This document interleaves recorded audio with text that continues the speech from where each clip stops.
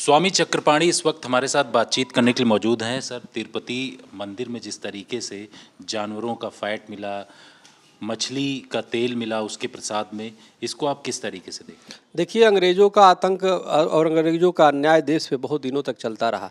लेकिन जब चर्बी उन्होंने 1857 में मिलाई, एक क्रांति हुआ और मंगल पांडे ने अंग्रेज़ों को चेतावनी दी और गोली चलाई और उसके बाद एक क्रांति का बिगुल बजा, देश एकजुट हो गए। उसी प्रकार से जगन मोहन रेड्डी, ये जिहाद तो काफ़ी समय से चल रहा है। कोई मूत्र जिहाद कर रहा है, कोई थूक जिहाद कर रहा है। अभी किस प्रकार से पकड़े जा रहे, जेल जा रहा है। लेकिन एक मुख्यमंत्री का एक्सपोज होना, पूर्व मुख्यमंत्री रेड्डी का, जगन मोहन रेड्डी का, और वर्तमान मुख्यमंत्री माननीय चंद्रबाबू नायडू ने उसको एक्सपोज किया। जांच में प्रमाणित हो गया कि गाय के चर्बी थे, मछली के चर्बी थे, उसमें जो है सूअर के चर्बी मिला के, जिस तिरुपति बालाजी के प्रसाद में पूरे देश ही नहीं पूरे विश्व के सनातन धर्मियों की एक आस्था है, वो प्रसाद लेकर के समझता है कि हम जो है धन्य हो गए, हमें स्वर्ग और मोक्ष मिलेगा, हमें परमात्मा का ये आशीर्वाद है। उस प्रसाद में ही चर्बी मिला करके एक धार्मिक क्रांति को इसने आगाज देने को मजबूर कर रहा है, ये कर दिया है। अब हर हिंदू सनातनी को मंगल पांडे की तरह धार्मिक स्वतंत्रता के लिए खड़े होना पड़ेगा, और ये चाहे क्रिश्चियन जिहादी हो, चाहे इस्लामिक जिहादी हो,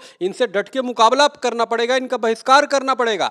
ये मुख्यमंत्री पद पे जाते हैं तो देखो कैसे प्रसाद जिहाद करते हैं। अगर कितना इनको इनके अंदर घृणा भरा पड़ा है। आप बताइए, हिंदू सनातनी मंदिर और उसमें दूसरे आप आस्था जिसकी नहीं है उसको तुम रख रहे हो। क्या किसी वक्फ बोर्ड में हिंदू है क्या? क्या किसी और क्रिश्चियन की जो ट्रस्ट है, पोप के जो संस्थान है, उसमें कोई हिंदू है क्या? तो नहीं है। तो आखिर यहाँ पे क्यों होता है? क्योंकि ये सब कहीं ना कहीं नेक्सस है, जिहादी मानसिकता के लोग हैं, जो सिर्फ आपत्ति इनको हिंदू सनातनियों से है। इसलिए मेरा मानना है, जैसे थूक देहाती तुरंत जेल जाता है, इनको भी अंदर जाना चाहिए। इनके सीबीआई जांच की हम मांग करते हैं। और चंद्रबाबू नायडू को मैं धन्यवाद देता हूं कि तत्काल उस चर्बी को रोक करके उन्होंने देसी घी का अलाउ कर दिया है। उन्होंने ब्राह्मणों को, पुजारियों को, वहाँ पे अर्चकों को वेतन भी लागू किया है। तो मैं उनको धन्यवाद देते हुए मैं कहना चाहता हूँ कि तत्काल इनके खिलाफ एफआईआर खुद सरकार वहाँ पे चंद्रबाबू नायडू भी कराएं और इनको जेल भेजे, सलाखों के भेजे। और ये ताकि उदाहरण बने कि एक दुनिया देखे कि एक पूर्व मुख्यमंत्री कैसे जिहाद कर रहा था, अंदरूनी रूप से किस प्रकार से हिंदुओं की आस्था को चोट पहुँचा रहा था। और तमाम अब हिंदुओं को, सनातन धर्मियों को जागने की आवश्यकता है। हमें कि हिंसा नहीं करनी है, लेकिन हमें मंगल पांडे की तरह उठ खड़े होने के, हमें अपने ऊपर हो रहे धार्मिक अत्याचार अन्याय के खिलाफ हमें आवाज बुलंद करनी है। हमें गोली नहीं चलानी है, लेकिन हमें वोट की गोली जरूर चलानी है। ऐसे लोगों को ऐसे नेस्तनाबूद करना है कि कभी पनप ही नहीं पाए। अब देखिए, विपक्षी सब मौन है। कैसे जब हिंदू सनातनी की आस्था की बात आती है और उनको ठेस पहुंचाया जाता है, मौन हो जाता है। अयोध्या जी में 6 साल की बच्ची के रेप हुआ, 12 साल की बच्ची का रेप हुआ, मोइन खान करता है, इसमें सभी मौन हो जाते हैं, सब एकदम धृतराष्ट्र बन जाते हैं। तो ये धृतराष्ट्रों को, इन कौरवों को अब हराने की आवश्यकता है। हिंदू समाज उठे,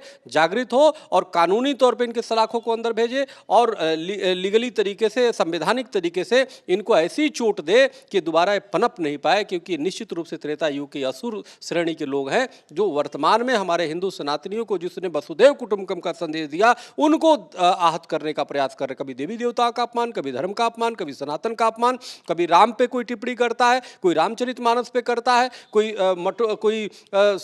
मठाधीश और माफिया को एक साथ मिला देता है, जबकि ये खुद सबसे बड़े माफिया हैं। समाज इसको लेकर के किस तरीके से आगे कार्रवाई करेगा? किस तरीके से आप लोग कदम? देखिए, कदम तो हम लोग तो यही करते हैं कि पत्र दे सकते हैं, हम पत्र दे सकते हैं, हम प्रोटेस्ट कर सकते हैं, हम धरना प्रदर्शन करेंगे। और हमारे चारों तरफ चलने लगा, हमारे तमिलनाडु, आंध्र की जो टीम है वो करने लगी, और यहाँ भी करेंगे। हम पत्र भी देंगे केंद्र सरकार को, और पहले से भी हम देते आए हैं, अभी भी देंगे कि तत्काल इनकी सीबीआई जांच कराई जाए और इनके सलाखों के अंदर डाला जाए। और ऐसे लोगों को, ऐसे हमारे एक तो जितने भी देश में मंदिर हैं, चाहे बड़े हों छोटे हो, कोई भी, वहाँ गैर हिंदुओं का एक तो उस पर ट्रस्ट में नहीं होना चाहिए। किसी भी तरीके से ट्रस्ट है व्यवस्था में गैर हिंदुओं का नहीं। यहाँ तक कि प्रसाद भी जो बेचने वाले हैं, फूल माला भी बेचने वाले हैं, उन पे भी रोक लगाई जाए। गैर हिंदू किसी भी तरीके से प्रसाद उससे न लिया जाए। क्योंकि हो सकता है कुछ कर रहा हो, जब तक तब पछताए क्या हुआ जब चिड़िया छुप गई खेत। लाखों करोड़ों लोगों को इसने, रेड्डी ने खिला दिया प्रसाद, धार्मिक